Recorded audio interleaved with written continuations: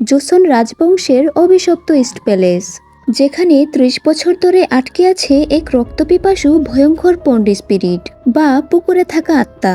তারই অভিশাপকে ঘিরে একের পর এক যুবরাজের মৃত্যু।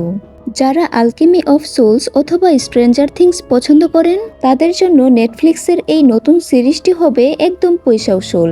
তো কথা না বাড়িয়ে শুরু করা যাক সদ্য মুক্তিপ্রাপ্ত 2026-এর সবচেয়ে dark fantasy K drama the east palace. গল্পের শুরুটা হয় জোসন রাজবংশের এক কাল্পনিক সময়কে কেন্দ্র করে, যেখানে মানুষের দুনিয়া আর আত্মাদের দুনিয়ার মধ্যকার দেয়ালটা একদম মুছে গেছে। আমরা দেখি শুরুতেই রাজ্যের ক্রাউন প্রিন্সের মৃত্যু দেখানো হয়। ধারণা করা হয় ক্রাউন প্রিন্সের এই রহস্যজনক মৃত্যুর পিছনে রয়েছে ৩০ বছর আগে পন্ড স্পিরিটের দেওয়া কোনো এক অভিশাপ। প্রিন্সের এমন রহস্যজনক অকাল মৃত্যু মানতে না পেরে রাজমাতা ডুবাজার ছুটে যান রাজার কাছে। তিনি রাজা জোসাংকে ওই পন্ড স্পিরিটের ব্যাপারে কিছু একটা ব্যবস্থা নিতে বলেন, কেননা ৩০ বছর আগেও ঠিক এভাবেই একের পর এক যুবরাজের মৃত্যু হয়েছিল। রাজা জোসাং বলেন এসব আত্মা বলতে কিছু হয় না, তাদের সবারই স্বাভাবিক মৃত্যু হয়েছিল। রাজমাতা ডুবাজার রেগে গিয়ে বলেন এবার তিনি আর চুপ থাকবেন না। এটা বলে তিনি সেখান থেকে চলে যান। এরই মধ্যে রাজা জোসাং জানতে পারেন যে ক্রাউন প্রিন্সের মৃত্যুর পর এবার তার শেষ সন্তান, যে কিনা রাজবংশের একমাত্র উত্তরাধিকারী, প্রিন্স ইয়ঙ্গানও হঠাৎ করে অসুস্থ হয়ে পড়ে। খবর পেয়ে তিনি প্রিন্স ইয়ঙ্গানকে দেখতে যান। এই ছোট্ট প্রিন্সের অবস্থা তখন খুবই খারাপ ছিল। ছেলের এমন অবস্থা দেখে রাজা জোসাং ছুটে যান এক সন্ন্যাসীর কাছে। তিনি তাকে কোনো একটা উপায় খুঁজে বের করার জন্য বলেন। সন্ন্যাসী তখন জানায় সে এমন একজনকে চিনে যার মা একজন শামান ছিল। শামান মহিলাটি ঈশ্বর দ্বারা অভিশাপপ্রাপ্ত ছিল, তাই তার গর্ভের সন্তানটিও কিছু আধ্যাত্মিক অদ্ভুত ক্ষমতা নিয়ে জন্মায়। ছেলেটি যে কোনো মৃত আত্মাকে দেখতে পেত। ঈশ্বরের অভিশাপ ভেবে সে তার ছেলেসহ পানির নিচে ঝাঁপ দেয় আত্মহত্যা করার জন্য। কিন্তু শামান মহিলাটি মারা গেলেও দীর্ঘ সময় পানির নিচে থাকার পরও অলৌকিকভাবে তার ছেলে বেঁচে ফিরে আসে।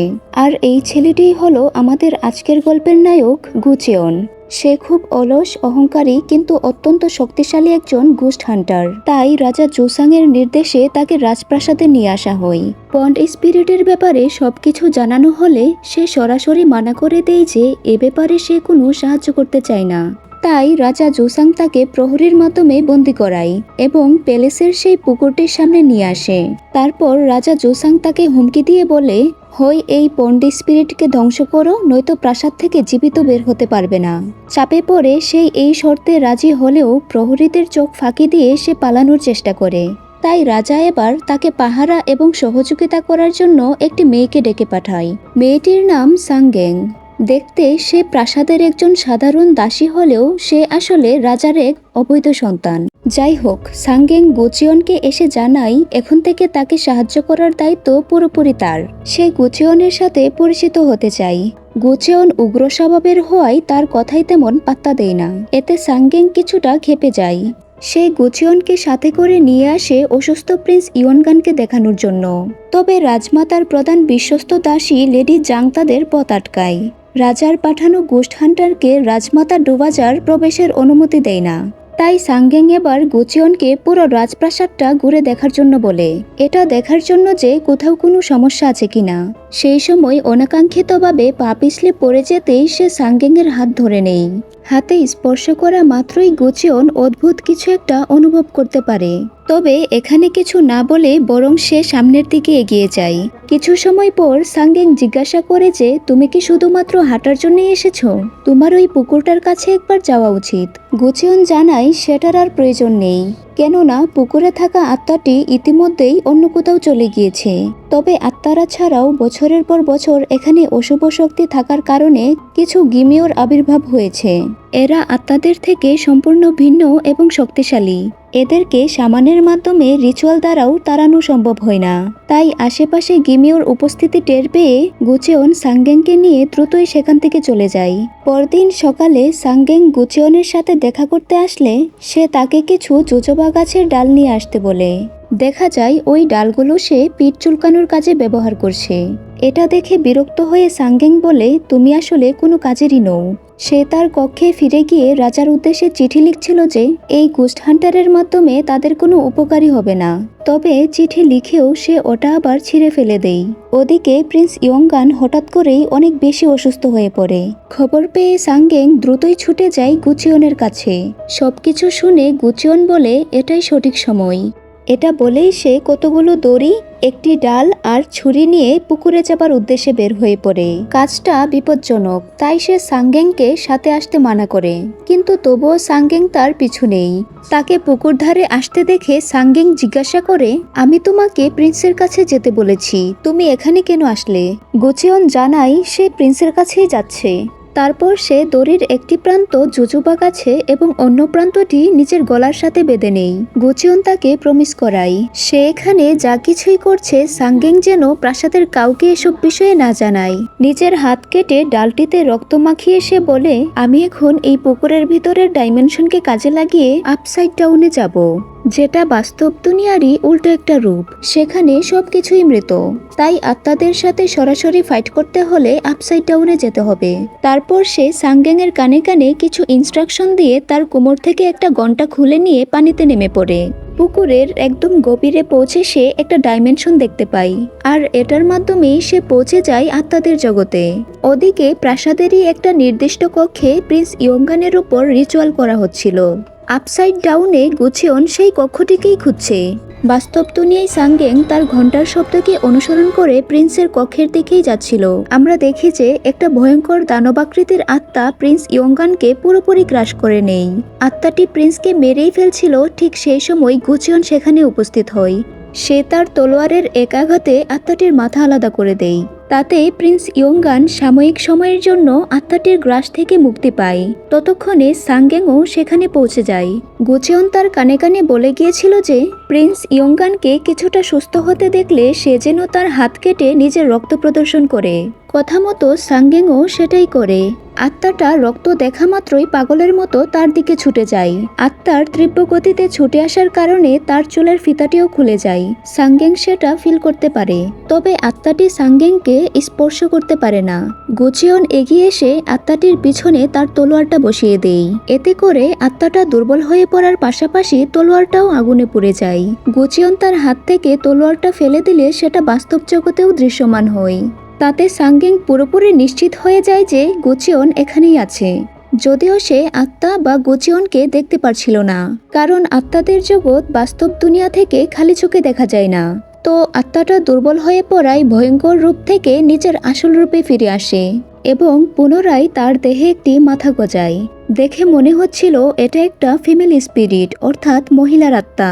গুচিয়ন আত্মাটার কাছে তার পরিচয় জানতে চায়, আর কেনই বা সে এই পুরো রাজবংশের রক্তকে নিশ্চিহ্ন করতে চাচ্ছে। আত্মাটা তার প্রশ্নের কোনো উত্তর দেয় না, বরং আবারও ভয়ঙ্কর রূপ ধারণ করে তাকে অ্যাটাক করে। গুচিয়নও উপায় না পেয়ে তাকে উল্টো আক্রমণ করে। আপসাইড ডাউনের এমন তাণ্ডব কেউ দেখতে না পারলেও সবাই সেটা ফিল করতে পারছিল। সাংগেং বুঝতে পারে যে তাদের মধ্যকার লড়াই এখনো শেষ হয়নি। আত্মাটা খুবই শক্তিশালী ছিল। গুচিয়ন তার সাথে পেরে উঠছিল না, তাই সে একটি রুমে গিয়ে লুকিয়ে পড়ে। তখন সে ওই রুমে একটা গিমিওর উপস্থিতি টের পায়। গুচিয়ন গিমিওটিকে তার সাথে একটা ডিল করতে বলে সে তাকে নিজের ইয়ং এনার্জির 50% দিয়ে দিবে, বিনিময়ে সে যেন গুচিয়নকে সাহায্য করে। কিন্তু গিমিওটি যখন দৃশ্যমান হয়, গুচিয়ন নিজেই তার এমন ভয়ঙ্কর রূপ দেখে দৌড়াতে শুরু করে। একদিকে আত্মা আর অন্যদিকে ভয়ঙ্কর দানবীয় গিমিও। এক পর্যায়ে আত্মা ও গিমিওটি মুখোমুখি হয়ে যায়। গিমিও আত্মাটিকে প্রায় কাবু করে ফেলে। গুচিয়ন তখন আত্মাটিকে বলে, যদি তুমি তোমার পরিচয় প্রকাশ করো, আমি তোমার আত্মাকে মুক্তি দিয়ে পরকালে পাঠাতে পারবো। কিন্তু আত্মাটির পরকালে যাবার ইচ্ছে নেই, সে রাজবংশের উপর প্রতিশোধ নিতে চায়। তাই গিমিওর হাত থেকে সে কোনোভাবে পালিয়ে যায়। আত্মাটি চলে যাওয়ায় গিমিও এবার গুচিয়নের উপর আক্রমণ করে। অতিরিক্ত দুর্বল হয়ে পড়ায় গুচিয়ন প্রায় জীবন মৃত্যুর সন্ধিক্ষণে। ঠিক তখনই সাংগেং তার গলায় বাঁধা দড়িটি ধরে টানতে থাকে। দড়িটি টানতে টানতে তার হাত রক্তাক্ত হয়ে পড়ে, তবুও সে হাল ছাড়ে না। এক পর্যায়ে সাংগেং গুচিয়নকে বাস্তব দুনিয়ায় তুলে আনতে সক্ষম হয়। আর এভাবেই সে প্রাণে বেঁচে যায়। সাংগেং গোচিয়নের ক্ষমতা নিয়ে সন্দেহ করেছিল, তাই সে এবার বেশ অনুতপ্ত হয়। সে এটাও বলে যে রাজা গোচিয়নের ব্যাপারে সবকিছু জানলে নিশ্চয়ই খুব খুশি হবেন। তখন গোচিয়ন বলে, তুমি তোমার বাবাকে একটু বুঝিয়ে বলো যে আমাকে যেন প্রাসাদ থেকে বের হবার অনুমতি দেয়। সাংগেং বেশ অবাক হয়ে জানতে চায় সে তার পরিচয় কিভাবে জানতে পারল। গোচিয়ন বলে, সেদিন সে তার হাত স্পর্শ করেই বুঝে গিয়েছিল যে সাংগেংয়ের শরীরে রাজবংশের রক্ত বইছে। সাংগেং বুঝে যায় কেন প্রিন্স ইয়ংগানকে সুস্থ হতে দেখলে গোচিয়ন তাকে নিজের রক্ত প্রদর্শন করতে বলেছিল। যেহেতু তার শরীরেও রাজবংশের রক্ত, তাই আত্মাটি তখন রক্ত দেখেই প্রিন্সকে ছেড়ে তার দিকে ছুটে গিয়েছিল। তবে গোচিয়ন জানায় সে আত্মাটিকে সাময়িক সময়ের জন্য দুর্বল করেছে মাত্র। সাংগেং তখন তাকে একটি প্রস্তাব দেয়, সে তার এমন আধ্যাত্মিক ক্ষমতার কথা প্রাসাদের কাউকেই জানাবে না। বিনিময়ে গোচিয়ন যেন প্রাসাদে আরও কিছুটা দিন থেকে যায়, কেননা সে প্রাসাদের একজনকে হত্যা করতে চায়। তাই সে গোচিয়নের কাছে সাহায্য চায়। নিরাপদে প্রাসাদ থেকে জীবিত বের হওয়ার শর্তে গোচিয়নও রাজি হয়ে যায়, কারণ প্রাসাদে কেউ একবার ঢুকলে সে আর জীবিত বের হতে পারে না। পরের বার দেখা হলে গোচিয়ন জানতে চায় মানা করা সত্ত্বেও সে কেন তাকে বাঁচাতে গিয়েছিল। সাংগেং বলে, আমি তোমার সাথে থাকা ঘন্টার শব্দ আর শুনতে পাচ্ছিলাম না, তাই বিপদ হয়েছে ভেবে তোমাকে সাহায্য করতে গিয়েছিলাম। গোচিয়ন অবাক হয়ে জানতে চায়, তুমি ওই ঘন্টার শব্দ কিভাবে শুনতে পেয়েছিলে? এটা তো বাহিরের জগতের কেউ শুনতে পাওয়ার কথা না। তখন সাংগেং তাকে একটা গোপন সত্যের কথা জানিয়ে দেয়। সে বলে, তোমার মতো আমারও একটা অদ্ভুত ক্ষমতা রয়েছে। ছোটবেলা থেকেই আমি আশেপাশে থাকা অশুভ শক্তি বা আত্মাদের কথা শুনতে পেতাম, অর্থাৎ তার কানে বাতাসে আত্মাদের শব্দ ভেসে বেড়াতো। ফ্ল্যাশব্যাকে আমরা দেখতে পাই ছোটবেলায় প্রাসাদের ভেতর পরিত্যক্ত ঘর থেকে অশরীরী আওয়াজ পাচ্ছিল সে। দেয়ালে কান পেতে সে শুনতে পাই একটি আত্মা ফিসফিস করে বলছিল, সাপের খোলস ড্রাগনের বাচ্চাকে মেরে ফেলেছে। সাংগেং বলে, ড্রাগনের বাচ্চা মানে রাজার সন্তান, আর সাপের খোলস বলতে বোঝায় পুরনো কোনো শত্রুকে। তাই তার ধারণা সাপের খোলস বলতে পুকুরের আত্মাটিকে বোঝানো হয়েছে। সে গোচিয়নকে বলে, ওই আত্মাটার সাথে যোগাযোগ করতে পারলেই রাজবংশের সকল মৃত যুবরাজ ও অভিশাপের ব্যাপারে বিস্তারিত জানা যাবে। সাংগেং তখন তাকে প্রাসাদের সেই পরিত্যক্ত সল্ট স্টোর রুমটি দেখতে যেতে বলে। তো যাবার সময় গোচিয়ন সেখানে একটি গিমেওর উপস্থিতি অনুভব করতে পারে। পরীক্ষা করার জন্য সে থলে থেকে একটি রাইস বল ছিটিয়ে দেয়। দেখা যায় সত্যিই সেখানে ছোট্ট একটি কিউট গিমেও রাইস বলটিকে খেতে আসে। সাংগেং কিন্তু গিমেওটিকে দেখতে পাচ্ছিল না। এটাকে অ্যাভয়েড করার জন্য গোচিয়ন দ্রুতই সেখান থেকে দৌড়াতে শুরু করে। পালানোর কারণ জানতে চাইলে সে বলে, এটা গিমেও হলেও অন্যদের থেকে আলাদা। এর নাম গিউমকসালি। এরা জীবিত মানুষের সংস্পর্শে থেকে তাদের ইয়াং এনার্জি শুষে নিয়ে বেঁচে থাকে। তাই গোচিয়ন এটাকে দেখলেই এড়িয়ে চলে। সাংগেং বলে, ঠিক আছে, রাজা খুশি হয়ে তোমাকে একটি নতুন কামরা উপহার দিয়েছে, চলো দেখতে যাবে। জানালার পাশে মন খারাপ করে বসে গোচিয়ন বলে, আমার আগের কামরাটি ভালো ছিল। সে তখন নিচে কিছু একটা শব্দ শুনতে পাই। সেই ছোট্ট কিউট গিমকসালিটি গুটি গুটি পায়ে তার রুমের দিকেই এগিয়ে আসছিল। এটা দেখে গোচিয়ন দ্রুতই জানালা বন্ধ করে দেয়। ওদিকে প্রিন্স ইয়ংগান আবারও অসুস্থ হয়ে গিয়েছে। তাই মন্ত্রীরা রাজাকে পরামর্শ দেয় যে যেহেতু প্রিন্স ইয়ংগান সুস্থ হচ্ছে না, তিনি যেন রাজবংশের অন্য কাউকে ক্রাউন প্রিন্স বলে ঘোষণা করেন, কারণ এটাই তাদের নিয়ম। হঠাৎ করে রাজার কিছু হয়ে গেলে পুরো রাজ্যের দায়িত্ব তখন ক্রাউন প্রিন্সই নিয়ে থাকে। কিন্তু রাজা খেপে গিয়ে বলেন তিনি তার নিজের ছেলেকেই ক্রাউন প্রিন্স বানাবেন। পরদিন সাংগেং ও গোচিয়ন মিলে রাজমাতার সাথে দেখা করতে আসে। রাজমাতার বিশ্বস্ত কোর্ট লেডি এবারও তাদের পথ আটকায়। গোচিয়ন বলে তারা রাজমাতার সাথে পুকুরের সেই আত্মাটির বিষয়ে কথা বলতে চায়। লেডি জাং রাজমাতাকে এটা জানালেও সে তাদেরকে দেখা করার অনুমতি দেয় না। গোচিয়ন তাতে কিছুটা ক্ষুব্ধ হয়ে যায়। সে বলে রাজমাতাকে তাহলে বলে দিবেন যে ক্রাউন প্রিন্সের মৃত্যুর পর সিংহাসনে কে বসবে সেটা নিয়ে যেন তিনি একটু ভাবেন। সে এখানে খারাপ কিছুর ইঙ্গিত দেয়। গোচিয়ন বুঝতে পারে যে এই জায়গাটা প্রচুর পরিমাণে অশুভ শক্তি দ্বারা ঘিরে আছে। চলে যাবার সময় সাংগেং একটা মহিলাকে দেখে আতঙ্কে লুকিয়ে পড়ে। গোচিয়ন কারণ জানতে চায়। সাংগেং বলে এটাই হলো রাজার আসল মা, অর্থাৎ সাংগেং এর নিজের দাদি। রাজমাতা ডুবাজার রাজা জুসাং এর জন্মদাত্রী মানন। 30 বছর আগে রাজার বাকি ভাইয়েরা এক এক করে রহস্যজনকভাবে মারা গিয়েছিল। যার কোনো স্পষ্ট কারণ ছিল না। শুধুমাত্র রাজা জোসাঙ্গি বেঁচে ছিলেন। তিনি কোনো রানীর গর্ভে জন্ম নেননি বলে রাজমাতা ডুবাজার কখনোই তাকে পরিপূর্ণ স্বীকৃতি দেননি, এমনকি রাজা সিংহাসনে বসার পরেও না। এই কারণেই রাজমাতা রাজবংশের রক্তেরই একজন প্রিন্স ইকসাংকে গোপনে ডেকে নিয়ে পরিকল্পনা করছিল। তারা রাজার বিরুদ্ধে ষড়যন্ত্র সাজায়। প্রিন্স ইকসাং তাদের নিযুক্ত করা সামানকে ডেকে বলে, আমি তোমার কাছে একদমই হতাশ। তুমি এখনো পর্যন্ত ওই পন্ডি স্পিরিটের সাথে যোগাযোগ করতে পারোনি, যেখানে রাজার পাঠানো স্পিরিট হান্টার ওই আত্মাটির সাথে ফাইট করে তাকে দুর্বল করে দিয়েছে। আসলে ওরা চায় না গুচিয়ন আত্মাটিকে মুক্ত করে দিক। আত্মাটির বই দেখিয়ে তারা রাজাকে কোণঠাসা করে রাখতে চায়। তাই রাজমাতার নির্দেশে সে এই দুষ্ট সামানকে গুচিয়নের দিকে নজর রাখতে বলে। তারা গুচিয়নের কাজে বাধা দিতে চায়। প্রিন্স ইকসাং এর আসার খবর পেয়ে রাজা বেশ দুশ্চিন্তায় পড়ে যায়। এদিকে রাতের অন্ধকারে কেউ একজন সল্ট স্টোর হাউসে ঢুকে সেখানে পুঁতে রাখা জারগুলোকে ভেঙে ফেলে। 30 বছর আগে এক যুবরাজের রহস্যজনক মৃত্যুর পর কেউ একজন দেয়ালে লিখে রেখেছিল যে ওই মৃত্যুর পিছনে রাজমাতার হাত রয়েছে। তাই রাজমাতা সন্দেহজনক সব দাসীদের সল্ট স্টোর হাউসে বন্দি করে শাস্তি দিতে চেয়েছিলেন, যতক্ষণ না কেউ ওই দেয়ালের লেখাটার দায় স্বীকার করছে। তাদেরকে পানি দেওয়া পর্যন্ত বন্ধ ছিল। শুধু তাই নয়, তারপর ওই কক্ষে আগুন লাগিয়ে সবাইকে পুড়িয়ে মেরে ফেলা হয়েছিল। আর তাদের আত্মা যেন কারো ক্ষতি করতে না পারে তাই রাজমাতা একটা সামান রেখে আত্মাগুলোকে জারবন্দি করে ফেলে এবং সবগুলো জার ওই কক্ষেরই মাটির নিচে পুঁতে সিল করে দেয়। তাই জারগুলো ভেঙে ফেলায় আত্মারাও মুক্ত হয়ে যায়। একটা আত্মা রাজমাতার প্রাসাদে অ্যাটাক করেছে শুনে সাংগেং গুচিয়নকে নিয়ে ওই সল্ট স্টোর হাউসে ছুটে যায়। তার ধারণা এই স্টোরেজেরই কোনো আত্মা প্রাসাদে অ্যাটাক করেছে, কেননা ছোটবেলায় সে এখান থেকেই আত্মাদের কথা ও আর্তনাদ শুনতে পেত। সে গুচিয়নকে বাইরে রেখে একাই ভিতরে প্রবেশ করে। মাটিতে বিভিন্ন ধরনের হাড় আর ভাঙা জারের অংশগুলো ছড়িয়ে ছিটিয়ে ছিল। সাংগেং একসাথে অনেক আত্মাদের ফিসফিস শব্দ শুনতে পাচ্ছিল। সে তখন জিজ্ঞাসা করে আত্মারা তাকে কিছু বলতে চায় কিনা। তখন একটা আত্মা তার কানে কানে এসে বলে, সাপের খোলস ড্রাগনের বাচ্চাকে মেরে ফেলেছে। অর্থাৎ আত্মারা সাংগেংকে কিছু একটা বোঝাতে চাইছে। তবে তাদের আত্মাগুলো জারবন্দি করে সিল করার ইতিহাস সম্পর্কে বর্তমান রাজা ছাড়া তেমন কেউই জানে না। তাই তো রাজমাতা ডোবাজার ওই জারগুলো ভেঙে ফেলার পিছনে রাজাকেই সন্দেহ করছে। এদিকে আত্মাদের কাছ থেকে সবকিছু জানার পর গুচিয়ন ও সাংগেং রাজমাতার উপর ঘনিয়ে আসা বিপদের কথা আন্দাজ করতে পারে। তাই তারা রাজমাতাকে বাঁচানোর সিদ্ধান্ত নেয়। গুচিয়ন সল্ট হাউস থেকে আনা আত্মাদের কিছু হাড় গুঁড়ো করে সাংগেংয়ের কাছে দেয়। সে বলে ওই আত্মাদেরকে শান্ত করে তবেই সে তাদের পরকালে পাঠাবে।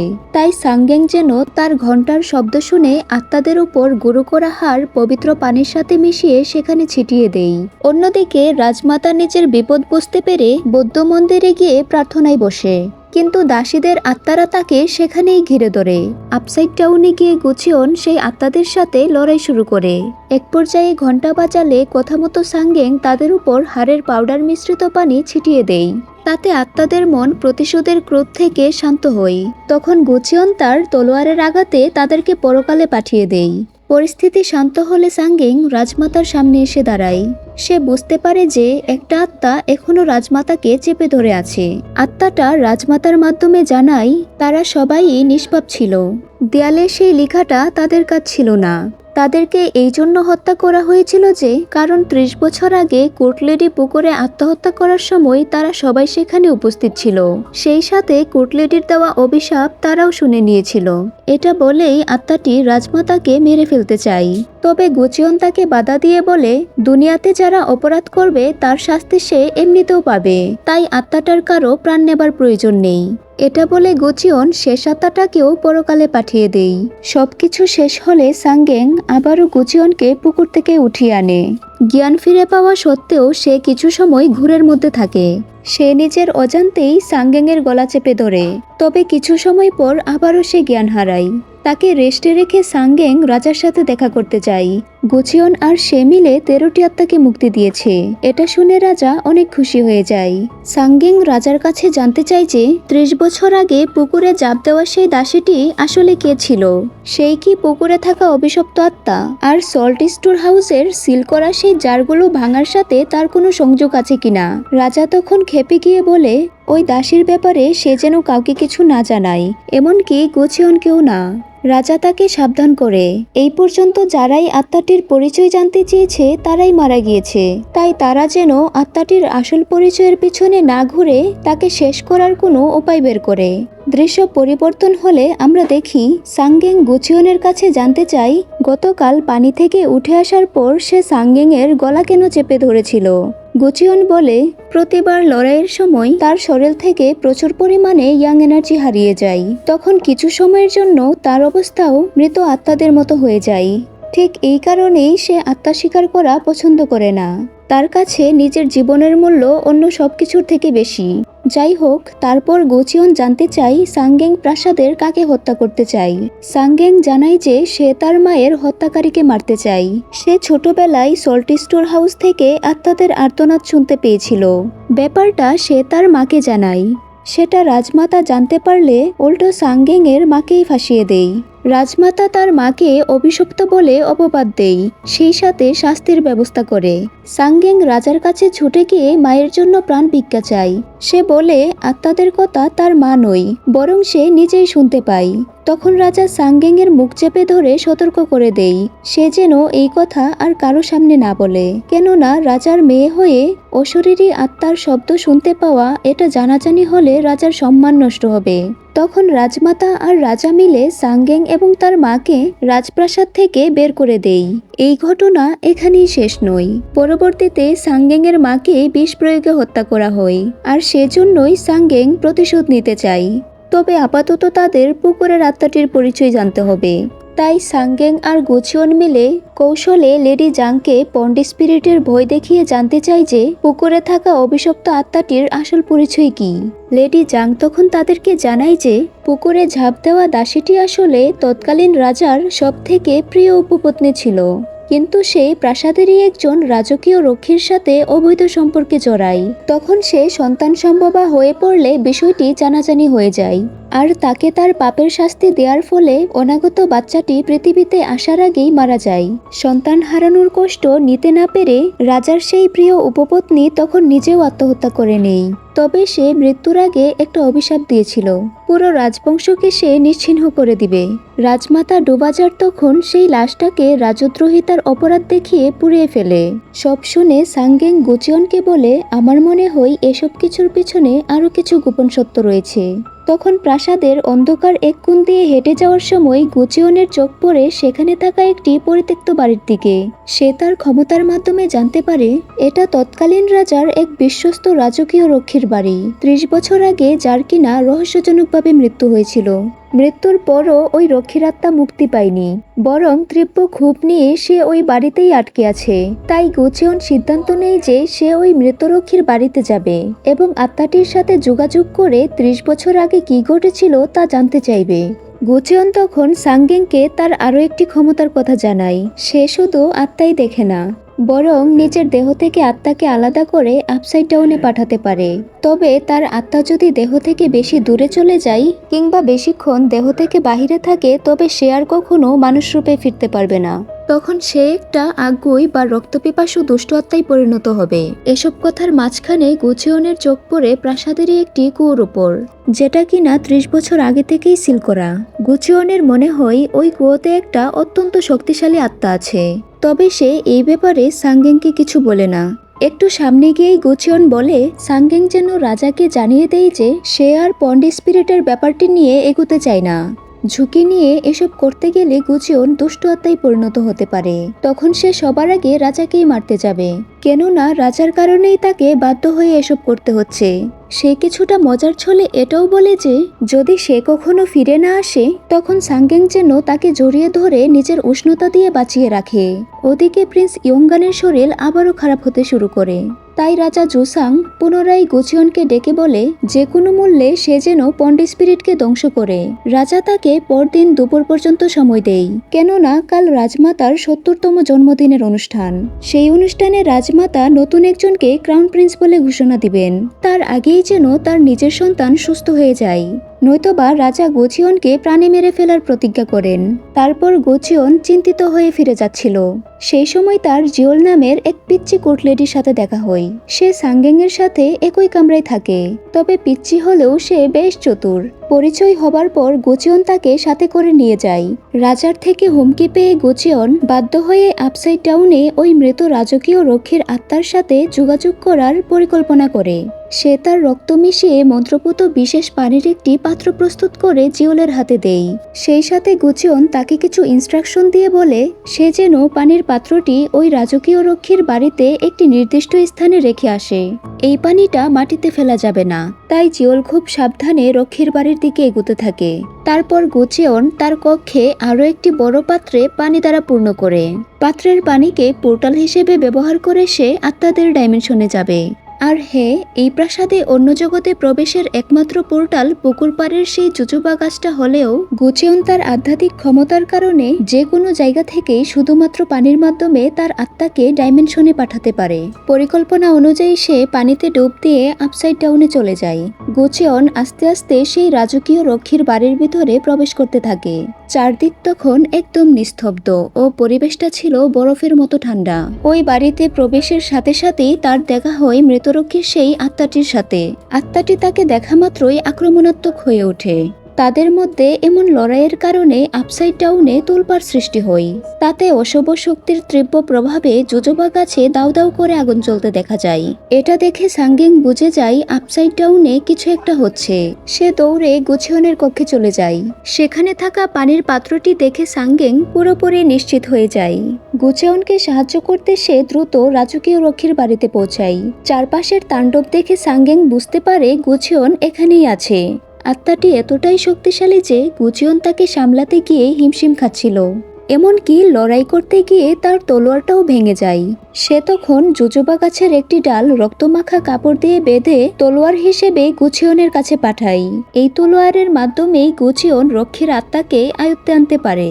এখানে অনেক বড় একটা সত্য উন্মোচিত হয়। এই রাজকীয় রক্ষী আসলে অন্য কেউ না, এটা সেই রক্ষী যার সাথে 30 বছর আগে তৎকালীন রাজার প্রিয় উপপত্নীর অবৈধ সম্পর্ক ছিল। রক্ষীর আত্মাটি বলে উপপত্নীর সাথে অবৈধ সম্পর্কের ঘটনাটি সম্পূর্ণ মিথ্যা ছিল। রানী ডুবাজার তাকে বাধ্য করেছিল এমন মিথ্যা খবর রটানোর জন্য। উপপত্নীর গর্ভের সন্তানটিও রাজারই ছিল। রানী ডুবাজার হিংসার বশবর্তী হয়ে চক্রান্ত করে কুটলেটির বাচ্চাকে হত্যা করে, সেই সাথে তাকেও আত্মহত্যা করার জন্য বাধ্য করেছিল। আর তারপর কুইন এই রক্ষীকেও নির্মমভাবে হত্যা করে, যেন এসব সত্য কোনোদিনই প্রকাশ না পায়। রক্ষীর আত্মাটি এও জানায় যে উপপত্নীর খুব যত্ন সহকারে বানানো অনাগত বাচ্চার কাপড়টি সে জুজুবা গাছের নিচে পুঁতে রেখেছিল। পাপের প্রায়শ্চিত্ত করতে উপপত্নী যতদিন না তার বাচ্চার কাপড়টি নিতে আসছে সে এই জায়গাটা পাহারা দিবে। তবে গোচিয়ন তার ছুরির আঘাতে রক্ষীর আত্মাকে চিরতরে মুক্তি করে দেয়। বাস্তব জগৎ থেকে সাংগেং আত্মাটির বলা সবগুলো কথা শুনে নেই। সে সাথে সাথে ওই জুজুবা গাছের নিচ থেকে মাটি খুঁড়ে বাচ্চার কাপড়টিকে উদ্ধার করে নেয়। সেই সাথে অনেকটা সময় পার হয়ে যাবার পরেও গোচিয়ন বাস্তব জগতে ফিরে না আসায় সে পানির পাত্রটি ভেঙে ফেলে এবং তাকে জাগানোর চেষ্টা করে। যখন অনেক চেষ্টার পরেও গোচিয়ন কোনোভাবেই তার দেহে ফিরে আসছিল না, তখন সাংগেং কোনো উপায় না পেয়ে নিজেই আত্মাদের ডাইমেনশনে যাবার প্ল্যান করে। তো সাংগেং আত্মাদের জগৎ থেকে গোচিয়নকে ফিরিয়ে আনতে পারবে কি, নাকি গোচিয়ন এবার সত্যিই রক্তপিপাসু আত্মায় পরিণত হতে চলেছে? সেটা জানতে হলে অবশ্যই চ্যানেলটিকে সাবস্ক্রাইব করে পার্ট 2 এর জন্য একটুখানি অপেক্ষা করতে হবে। টাটা।